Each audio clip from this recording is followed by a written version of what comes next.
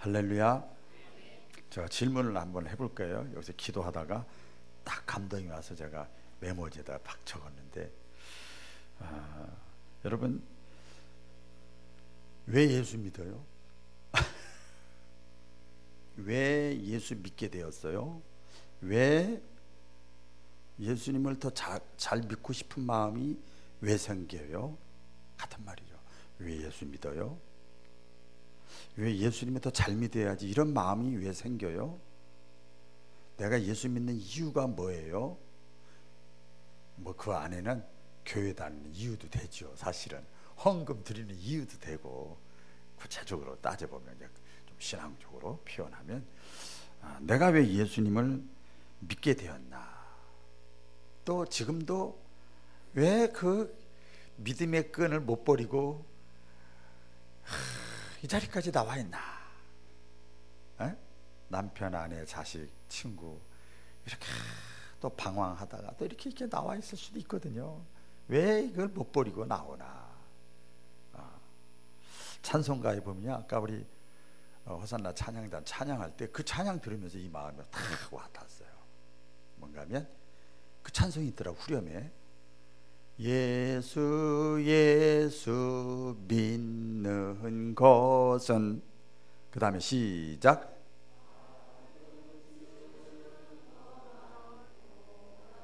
스톱. 그거예요. 내가 예수 믿는 것은, 예수님을 더 잘 믿으려고 그러고, 예수님을 믿는 그 믿음은 어디서 생겼느냐? 사람마다 다 틀리지만 받은 증거가 있어. 받은 증거가 찬송가에는 많도다 그랬어요. 받은 증거가 많을수록 믿음이 더 깊고 넓고 단단한 거예요. 그렇죠? 그래서 그 받은 증거가 뭐냐? 바로 그게 체험이야. 체험. 할렐루야. 영적인 체험이든 생활의 체험이든 육적 체험이든 체험, 이걸 우리가 보통 얘기할 때 간증이라 그래요. 간증거리들이 있어야 돼. 요번에 강사님도 그 말씀 많이 하시더라고요. 간증이 주인공이 되게 해달라.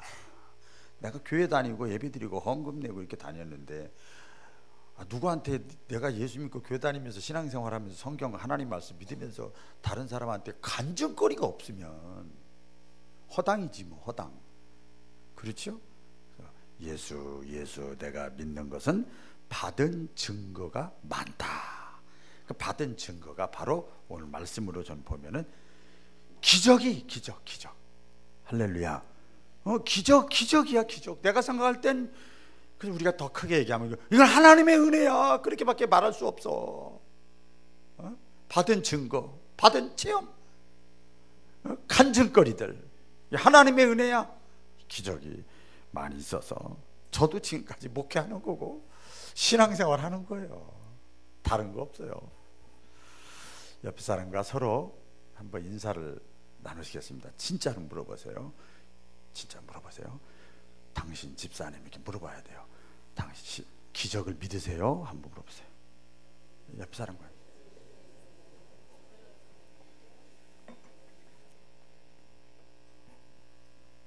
기적을 믿으세요?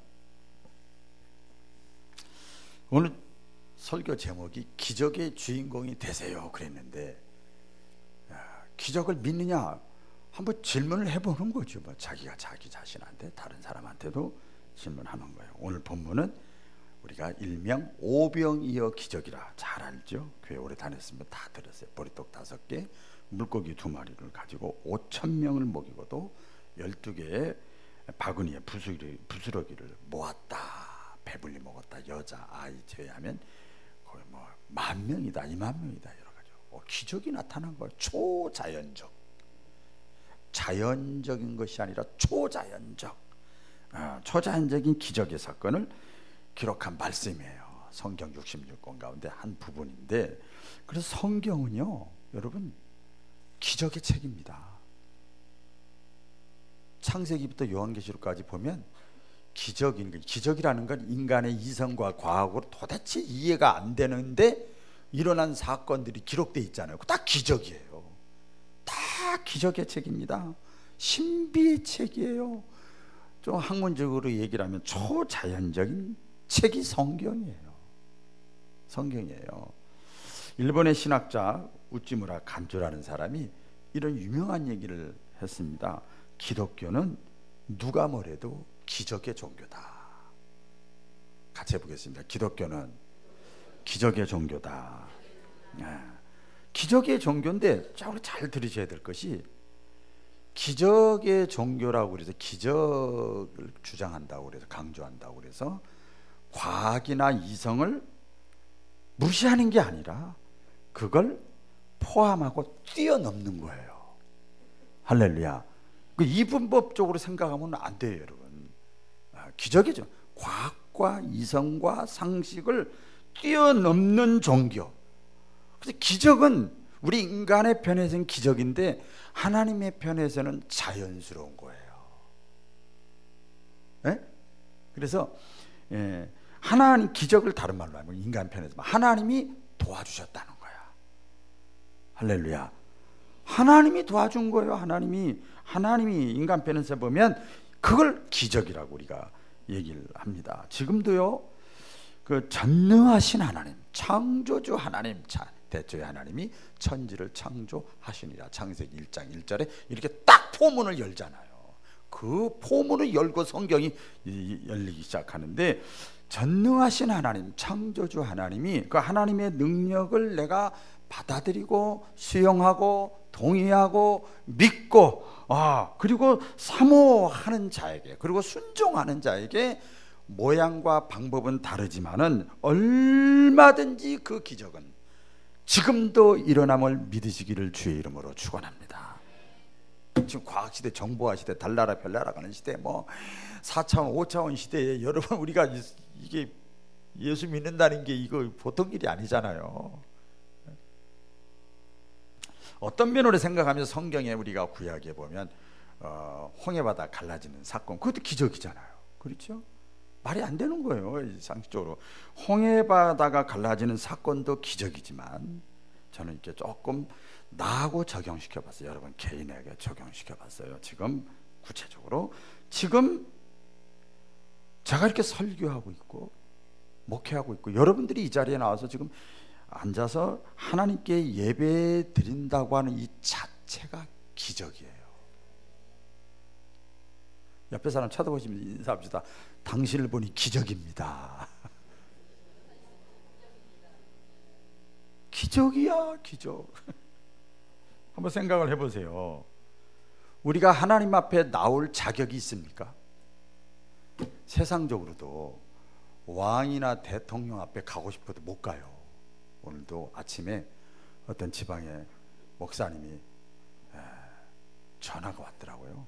아침에 어떻게 된 거냐 그랬더니 저 웅포 쪽에서 목회하는 목사님인데 그 교육감님하고 이렇게 통화를 하고 싶은데 보니까 옛날 011이라 이거 틀린 것 같아서 안 하는데 전화해도 안 받지 당연히 모르는 전화 안 받지. 제가 더 잘 알아. 그래서 안 받지.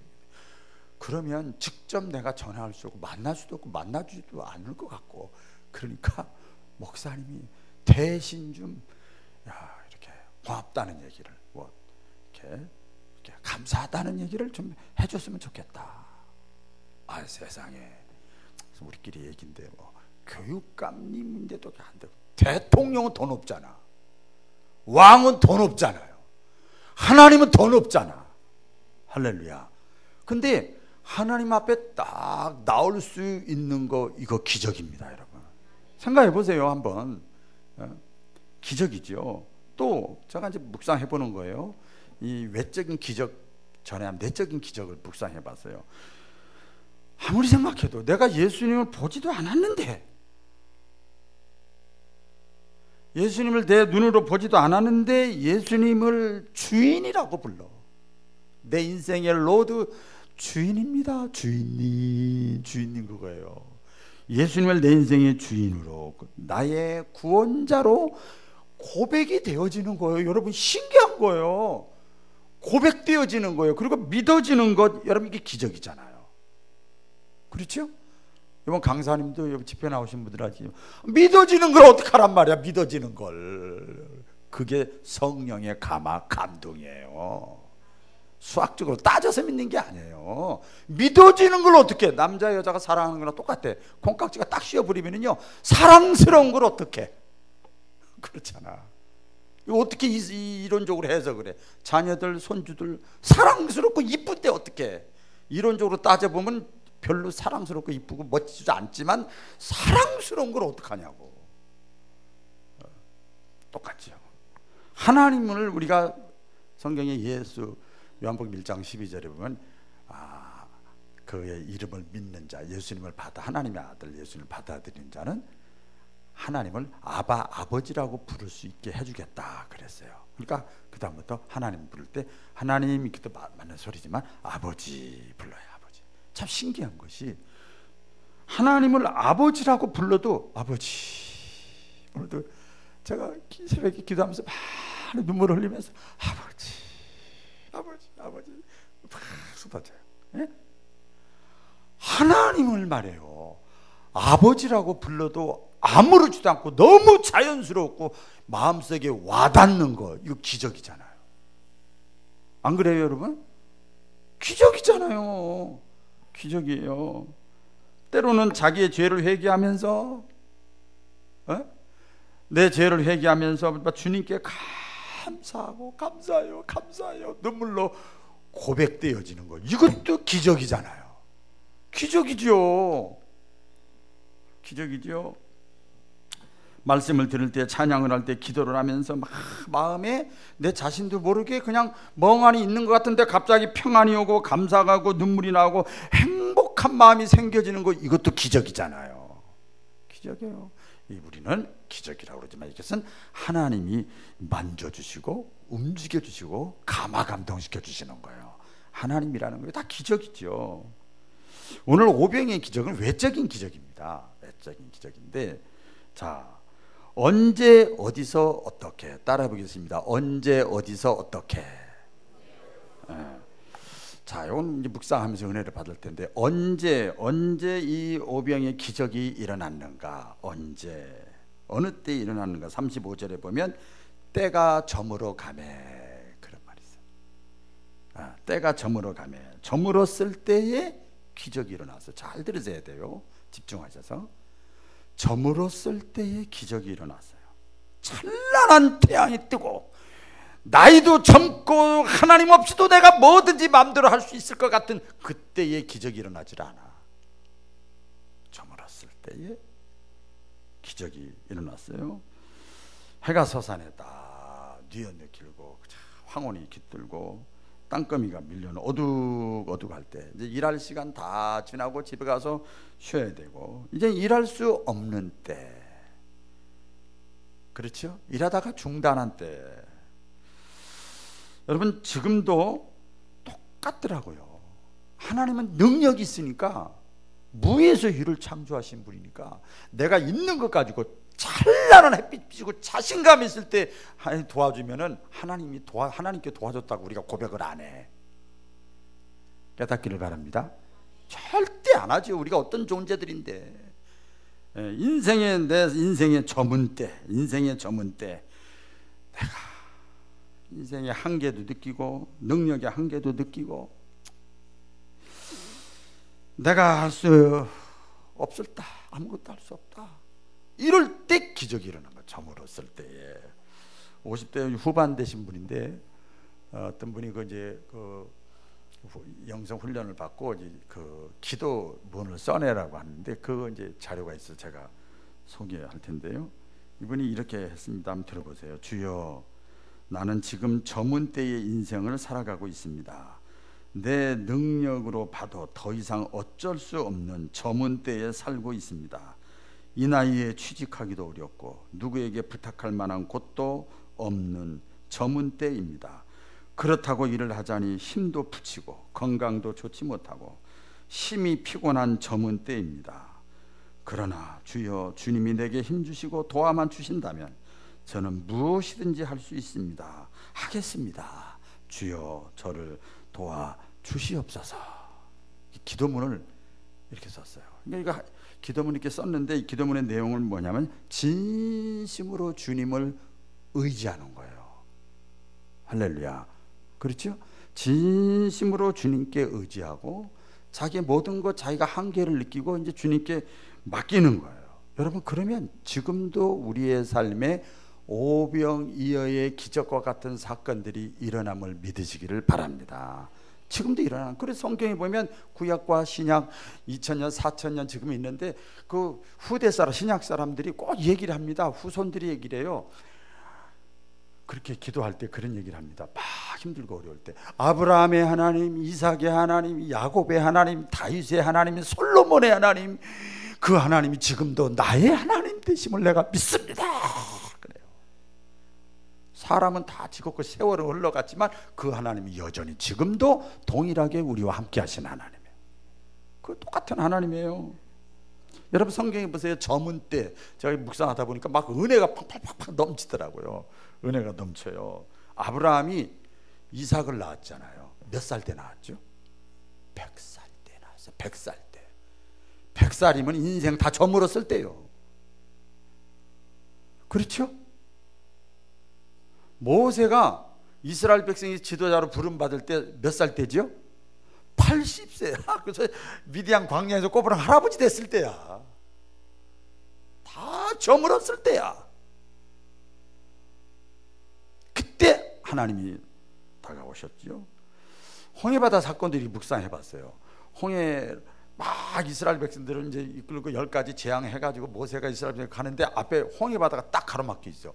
거기까지는 괜찮아. 그런데 웬걸 뒤에서 애국 군대들이 죽이려고, 바로 왕의 마음이 갑자기 변했어. 작심삼일이야. 그래가지고 막 죽이려고 군대를 들고 막 쫓아와. 와, 뒤에서는 죽이려고 쫓아오지, 앞에는 홍해바다 갈려있지. 답이 없어. 인간적으로 이게 저문대야. 저문대. 깨달아지더라고요. 은혜가 되더라고요. 야곱이 또 알죠? 야곱이 아버지 속이고 형도 속이고 해가지고 외삼촌 라반의 집안에 있다가 그냥 가축도 많이 먹고 해가지고 다시 고향집으로 돌아가고 싶은데, 사람은 결국은 뿌리가 고향 가야 되거든요. 가고 싶은데 형 에서가 아직도 이를 빡빡 깔고 죽이려고 그러고 군사 400명을 거느리고 동생이고 뭐고 필요 없어 죽여버릴게. 그리고 막 400명의 군사를 거느리고 자기를 죽이러 온다는 소리를 들어요. 자기가 할 수 있는 건 아무것도 없어. 그게 저문대야. 저문대. 그때 하나님이 찾아오셨어요. 할렐루야. 참 은혜가 되더라고요. 요셉도 마찬가지예요. 구약의 요셉, 애굽의 총리가 됐잖아요. 근데 애굽 총리 되기 전에 요셉은 어디 있었어요? 감옥에 있었어요. 감옥에. 대책 없어. 언제 석방된다는 말도 없어. 인생의 저문대. 저문대.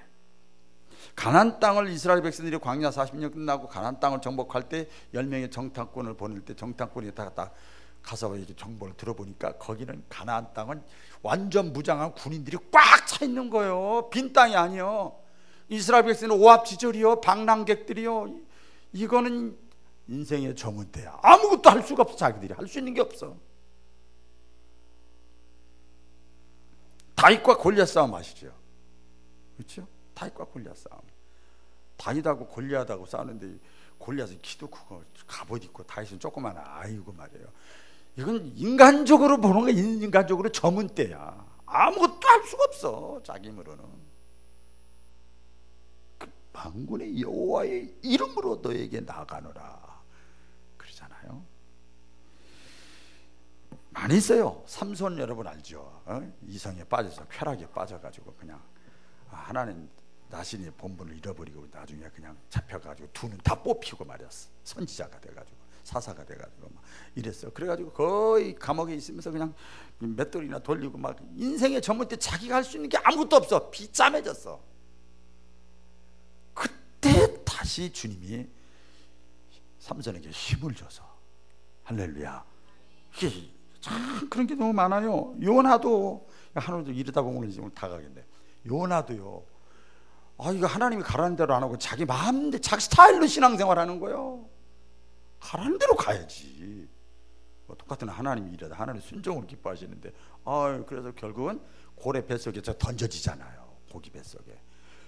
죽는 거야. 이제 자기가 할 수 있는 게 아무것도 없어. 이제는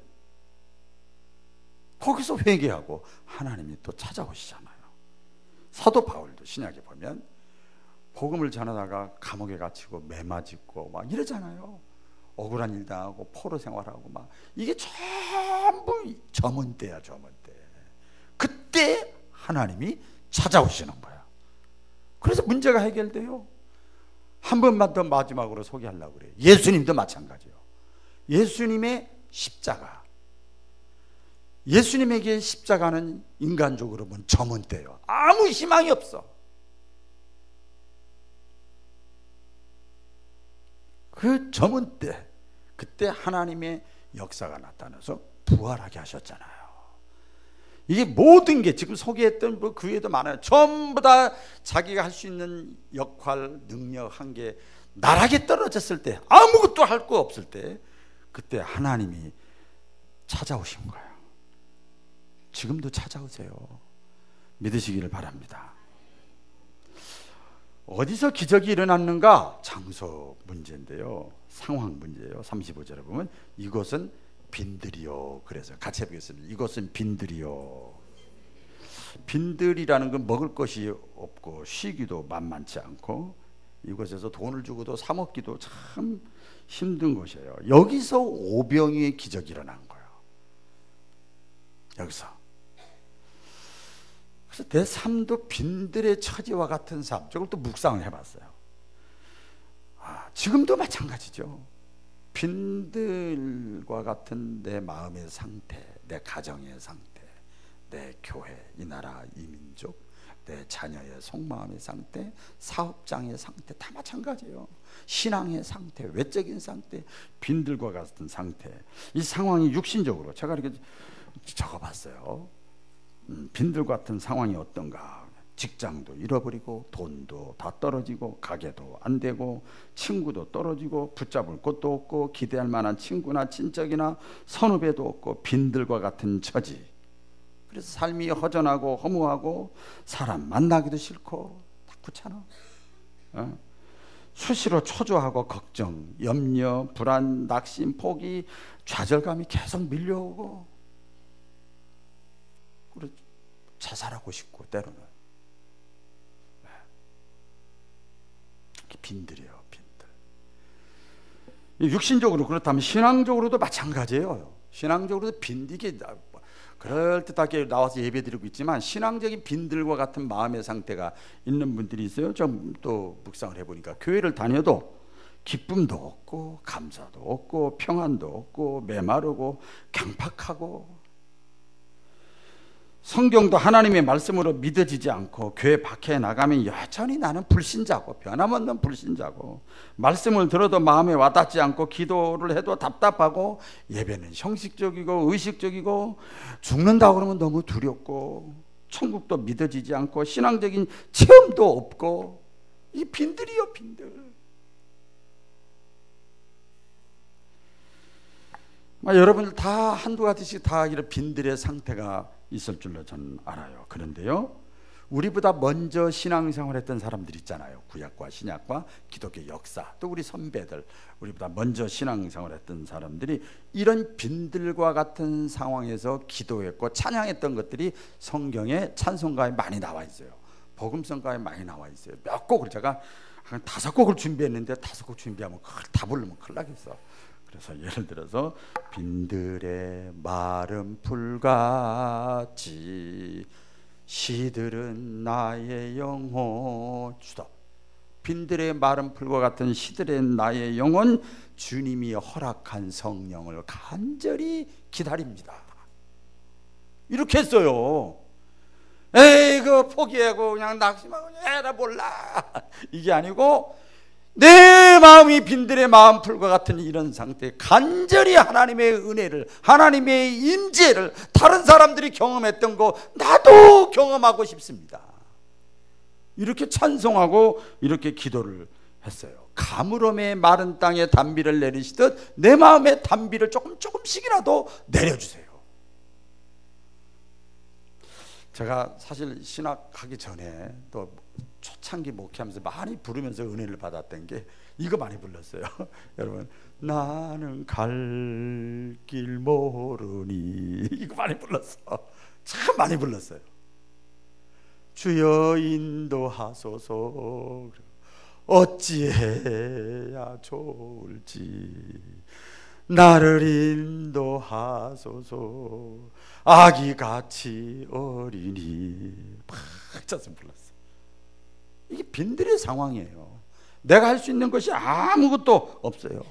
힘도 없고 약하니 의지 없이 다니니. 신앙의 사람들은 이렇게 찬송하고 이렇게 기도하면서 그것을 극복하고 이겨내고 하나님의 기적을 체험했어요. 그래서 신앙생활은 이렇게 예배드리는 것도 신앙생활의 한 부분이지만, 이런 문제가 있을 때, 빈들 같은 상황이 있을 때 기도하고 매달리고 막 더 성경 보고, 과연 성경은 뭐라고 했는가, 나보다 믿음이 좋은 사람, 본받을 사람한테 신앙 상담도 하면서, 그게 의지하는 거야. 의지하는 거. 어떻게 할지 모를 때 복음성가 있죠. 주님여 이 손을 꼭 잡고 가소서, 약하고 피곤한 이 몸을 폭풍 후 흑암 속 해치사 빛으로 손잡고 날 인도하소서.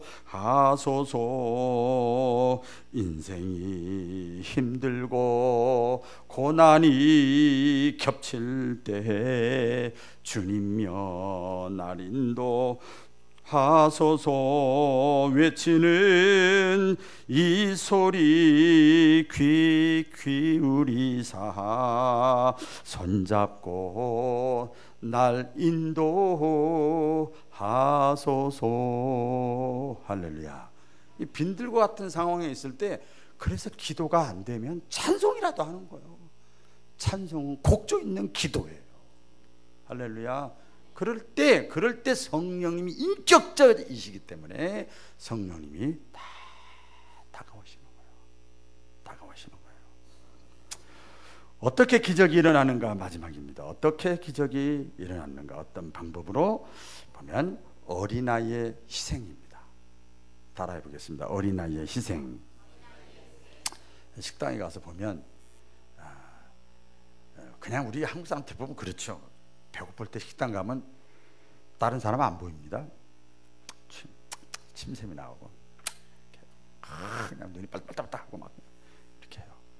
그러다가 한동안 먹다 보면 이제 배가 불러. 배가 부르면 사람이 그 다음 어떻게 되죠? 권사님, 집사님, 목사님이 더 잡수세요 이거. 그러더라고. 그 제가 다 그런 건 아니야. 아무한테나 그러지. 아유 감사해요 그러지만, 조금 편한 사람한테 이제 와서 이게 그런 얘기를 합니다. 여러분, 사람이 먹을 것이 넉넉하고 풍성할 때는요, 욕심도 내지 않고 서로 양보하고 나눠주는 거예요. 그럼 마음이 여유가 생기는 거예요. 그런데 반대죠. 배고프고 가진 것도 없고 가난하고 아쉽고 이럴 때 다른 사람에게 나눠준다, 다른 사람을 생각한다, 이거 쉬운 거 아니에요. 쉬운 거 아닙니다. 내가 배고픈데 먼저 드세요. 이게 쉽지가 않아. 부부간에도 잘 안 돼. 가까이 사는 최병두구도 그렇더라고. 막 짜증내 배고프면. 그렇더라고. 자기가 가지고 있는 것을 감춰요. 배가 고프면요 감춰요. 그렇게 봐가지고 맛있는 거에 반찬이 앞으로 이렇게 하는 척 하면서, 저도 가끔 그럴 때가 있어. 제가 좋아하는 거 앞에다 슬쩍슬쩍 갖다 놔.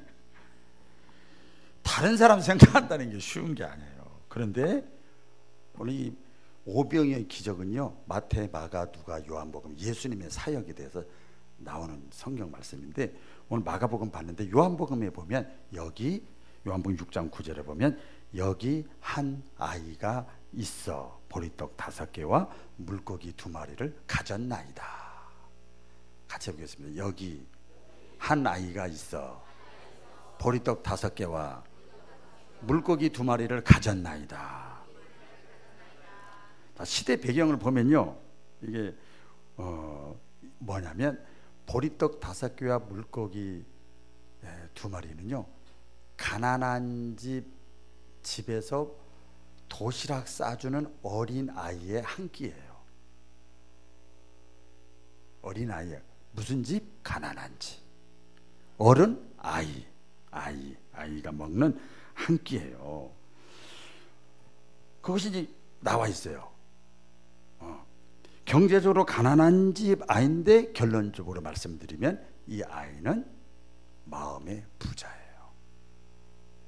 할렐루야. 마음의 부자. 입장 바꾸는 생각해봐요. 저물고 말 그대로 빈들이고 막 배고픈데 다른 사람들은 도시락 준비도 못한 사람도 있을 것이고 준비했는데도 모두가 다 예수님이 제자들에게 얘기하니까 어제 도시락 있는 거 저 예수님이 좀 보자는데요. 갖고 있는 사람 줘보세요.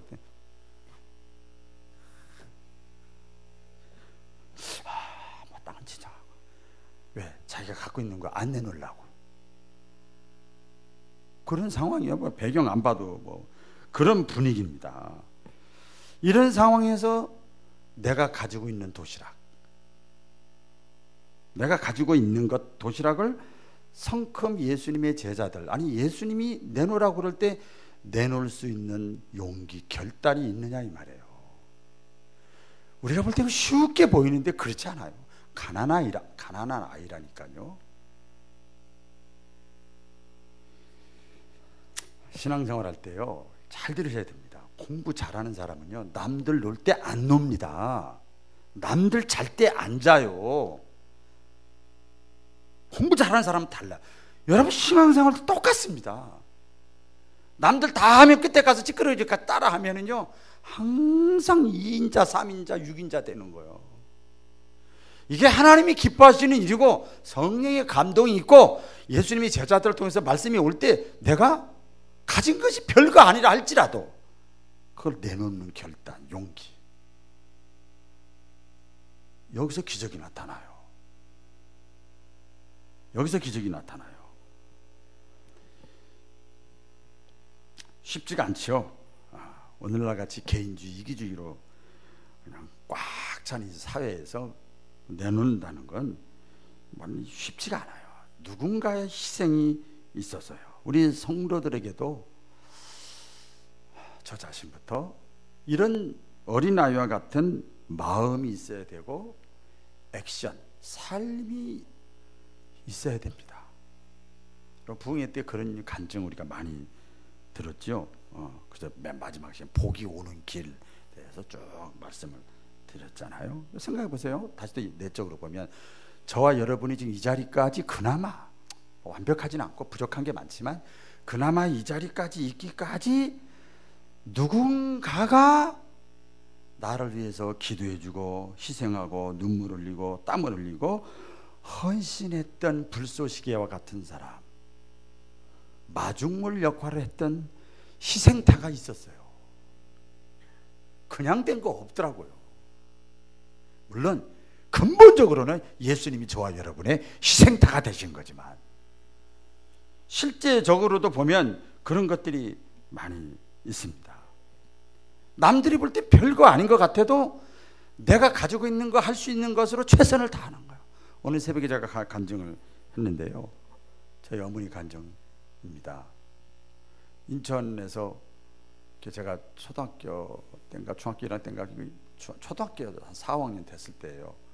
그러니까 50여 년이 넘었죠. 예.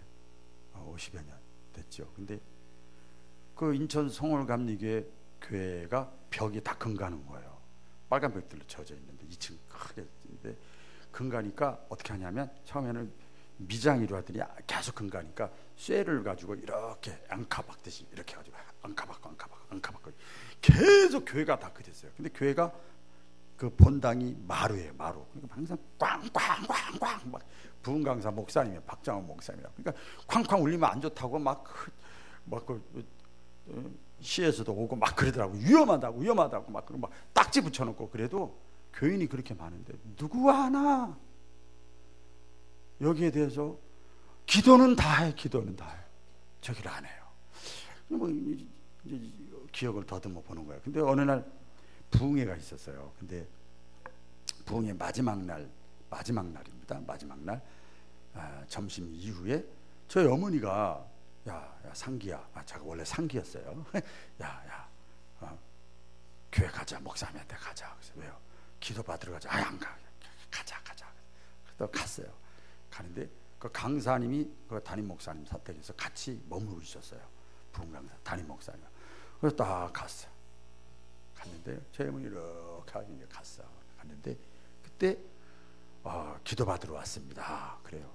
들어오시라고. 그럼 뭐 목양실, 서재실 같은 데 들어갔는데 저희 어머니가 봉투를 그 가방 같은 데서 봉투를 두세 개를 꺼내 놓더라고. 나중에 들어봤더니 그게 50여 년 전 얘기야. 10만 원이야. 10만 원. 그러면서 몇 년 동안 모았대요. 몇 년 동안 모은 거래요. 그러면서 우리 교회가, 나는 잘 안 보이지만 교회가 이렇다고 하는데, 작은 돈이지만 작은 것도 아니죠. 교회 건축원금으로 이렇게 드린다고 그래서 목사님, 담임 목사님이 눈물을 쭉쭉쭉 흘리더라고요. 제가 어릴 때 보니까. 그 부흥 강사님 막 감동받아가지고 있고. 그래서 이게 기도해 달라고 하더니 그거 놓고 기도하려고 그러니까 저희 어머니가 야 일로 와, 우리 아들 기도해 주세요. 우리 아들 기도해 주세요. 그 제가 기도 받았어요.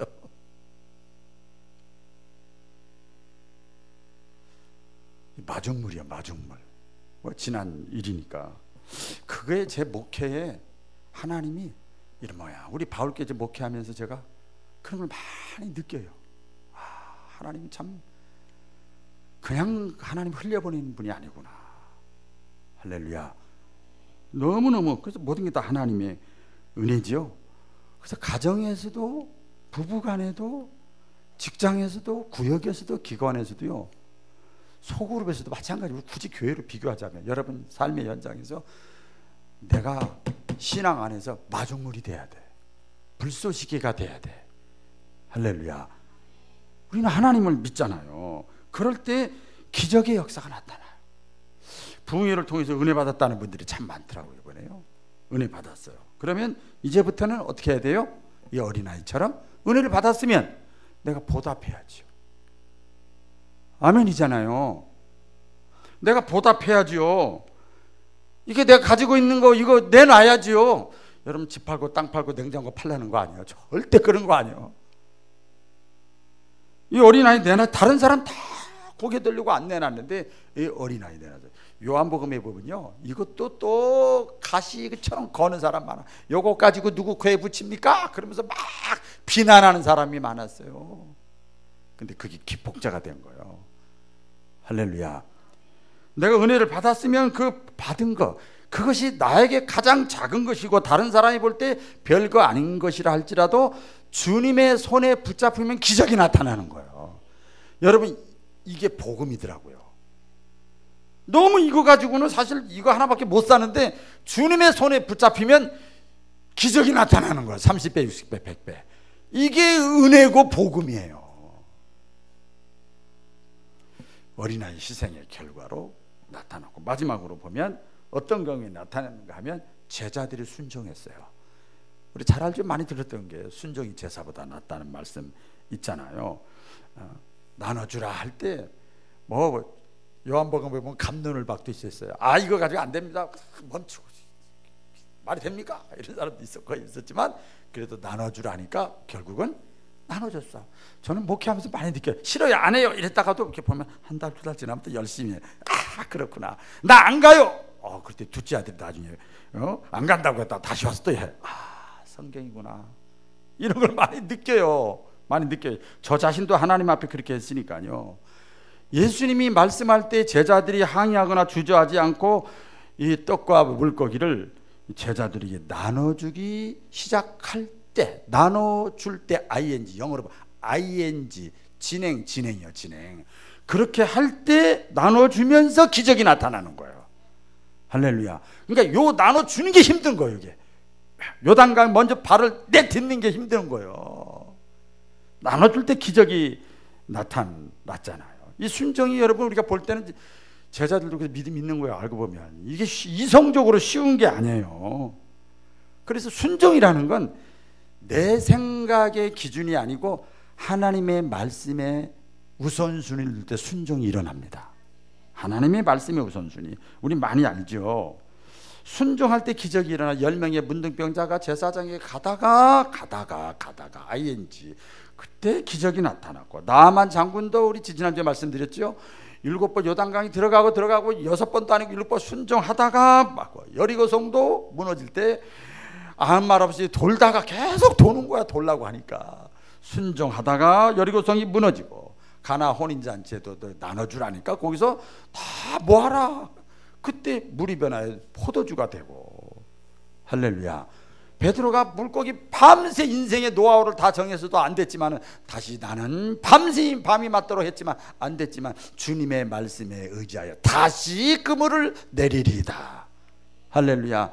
그랬더니 기적이 나타난 거예요. 우리 부흥회 때 은혜를 받았으면 이제 말씀 붙잡고 나도 순종해야 돼. 할렐루야. 예, 순종하는 거예요. 순종하는 길밖에 없어요. 여러분 신앙생활하면서 순종이 없으면요 기적도 없어요. 유명한 얘기입니다. 순종이 없으면 기적이 없어요. 따라해 보겠습니다. 순종이 없으면 기적도 없다. 예. 그러나 순종이 있는 곳에 응답이 있고 축복이 있고 기적이 있고 체험이 있고 하나님의 영광이 드러날 줄로 믿습니다. 기적의 주인공들 다 되시기를 주의 이름으로 축복합니다. 기도하겠습니다.